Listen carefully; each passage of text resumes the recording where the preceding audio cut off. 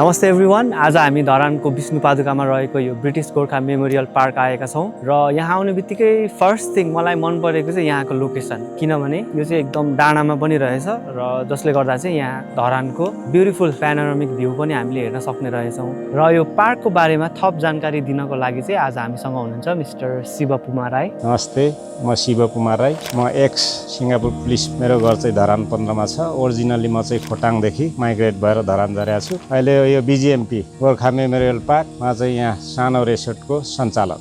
यो चाहिँ जति पनि ब्रिटिस एक्सहरू छन् अनि अनसर्भिसका पनि उनीहरू सबै मिलेर चाहिँ यो फन्डिङ गरेर पैसा उठाएर थोरै पैसा उठाएर यति बनाएका हुन्। त्योभन्दा पहिलाको यसलाई यस्तो बनाउनु पर्छ भन्ने चाहिँ दुईजना हाम्रो अग्रजहरू बितिसक्नुभयो, रमेश राई र गजेन्द्र एक्सपो। उहाँहरूको परिकल्पनामा यो जग्गा चाहिँ झन्डै 12.5 बिघा चाहिँ किनेर राख्नु भएको रहेछ। त्यतिखेर चाहिँ जग्गा लिएर यो माथिल्लो एरिना बनाएर छोडेको। यो पछि चाहिँ अहिले सबै अब रेसोर्ट अब यता अरू धेरै संरचनाहरू बनाउनु छ।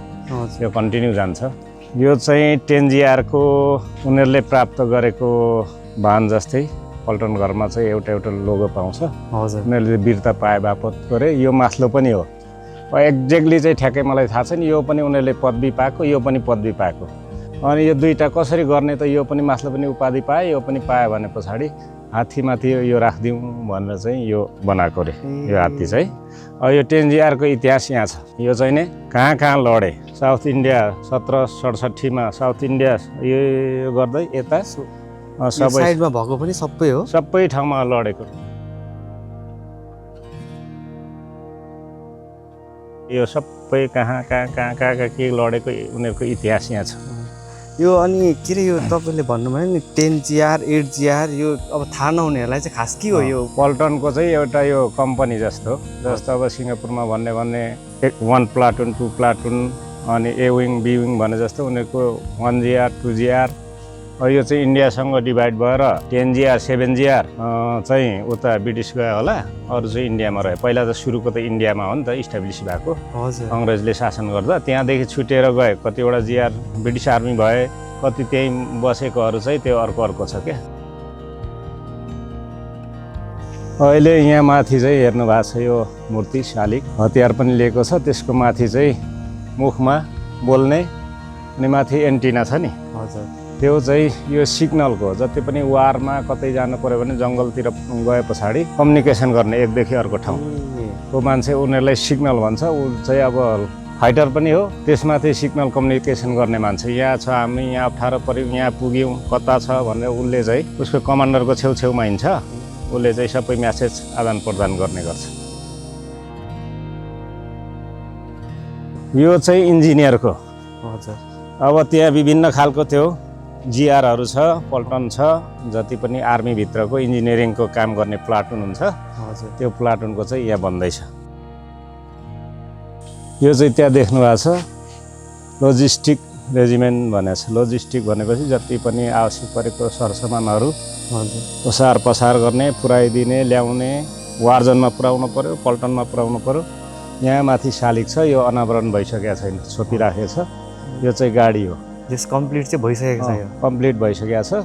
सो यो संरचनाहरू चाहिँ बन्दै जान्छ, उद्घाटनहरू हुँदै जान्छ। अब सिङ्गापुरको लागि पनि एउटा स्पेस यहाँ दिनुभएको छ। यतातिर सिङ्गापुरको चाहिँ अब स्पेस मूर्तिहरू भन्दा एउटा चाहिँ ली कुवान यूको घर। ली कुवान यू भनेको चाहिँ अब ओल्डमा मानिएको मान्छे पनि हो। छोटो अवधिमा सिङ्गापुरलाई त्यत्रो चाहिँ ग्राउन्ड लेभलदेखि त्यत्रो एडभान्स बनायो। त्यही माथि पनि गोर्खालीहरूको चाहिँ एउटा ऊ चाहिँ गडफादर जस्तो। दुनियाँ पार्लियामेन्टमा चाहिँ नै विरोध हुँदाखेरि नि गोर्खाली चाहिन्छ भनेर राखेको र उसको घरभित्रै घरको 4 कुना सबै गोर्खालीले ड्युटी गर्ने उसको अफिस।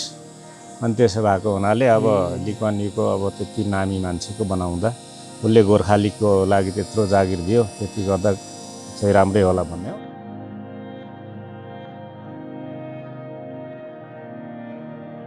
उहाँ चाहिँ भिसी गन्जुलामा यो मूर्ति भर्खरै अनावरण भएको छ। उहाँले चाहिँ कसरी भिसी पाउनु भन्ने कुराहरू यता लेखेको छ। के गरे, कसरी दुश्मन मारे, हतियार नहुँदा अनि कसरी घेरिएर बसेको बेला भन्ने यहाँ इतिहासहरू लेखेको छ सबै।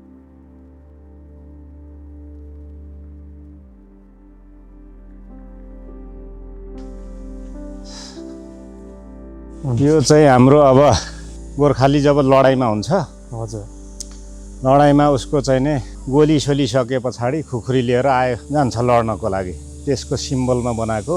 यसको चाहिँ यसलाई चाहिँ के भन्छ भने यो पोजिसनलाई चाहिँ आयो गोर्खाली भन्ने हिसाबले उसको हतियार गोली सकिँदा खुकुरी लिएर अगाडि बढ्छ भन्ने हो। यो मुनि चाहिँ हजुर मैले देखाएको छैन, ठुलो ताँबाको भैटा राखेको छ अरे। यो माथि त्यहाँ एउटा ऊ छ नि, यो मूर्तिको मुनि उसले बोतलले छोपेको, त्यहाँ पाइप निस्केको छ। अनि जति पनि बाहिर भएको अब गोर्खालीहरू मरेको ठाउँको चाहिँ अस्तु ल्याउनु पऱ्यो भने माटो अलिकति थोरै ल्याएर नेपालमा ल्याउँछ भने पोको पारेर ल्याएर त्यहाँबाट त्यो लगाइदिन्छ। त्यो पनि गर्नु मिल्यो यहाँ। त्यसैको प्रयोजनमा चाहिँ भित्र छ।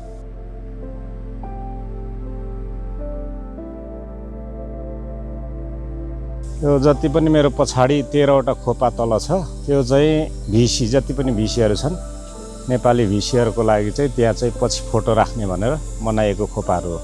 त्योभन्दा माथिल्लो तलाको खोपाहरू चाहिँ अरू बाहिरको चाहिँ भिसीहरूको राख्ने भन्ने हिसाबले कन्सेप्टले यो बनाएको। यो चाहिँ जति पनि आर्मीका मान्छेहरू मऱ्यो भने शोक ऊ भन्छ कि यसलाई चाहिँ, शोक मान्दै गरेको, राइफल उँधो पारेर अनि निहुरेर श्रद्धाञ्जली दिएको।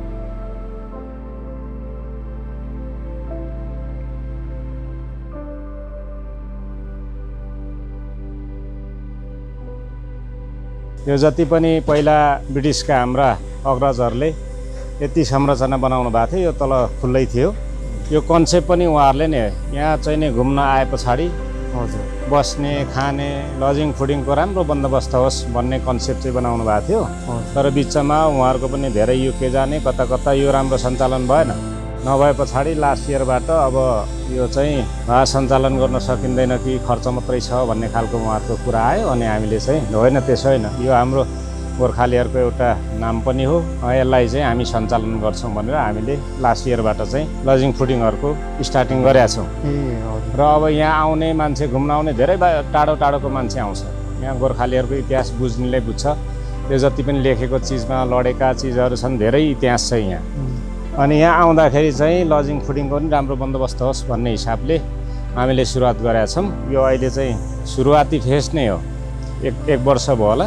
आगामी दिनमा चाहिँ अब लगानी पनि अलिक बढाएर अलिक धेरै राम्रो सुविधा दिने सोच छ हाम्रो। न कि यो चाहिँ पूर्वको एउटा पर्यटकीय स्थलै होस्, बनोस् भन्ने हाम्रो चाहना छ।